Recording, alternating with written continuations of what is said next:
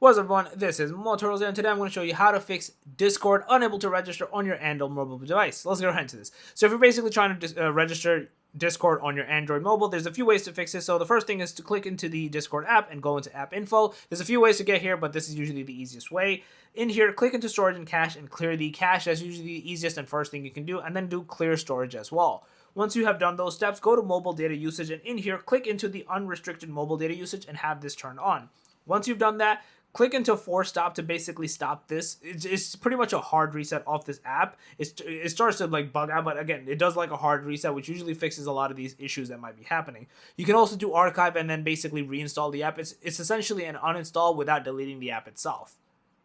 The next thing to do is under network and internet, go into the bottom where you'll see private DNS and pretty much click into private DNS provider hostname and do dns.google base. That's about it. And then press save. Once you do this, you'll have Google's DNS server and you should be good to go and not have this error persist any longer. So yeah, that's basically it. If you guys are real, please go and make sure to subscribe, click that notification bell. I'm Motorola's out. Peace.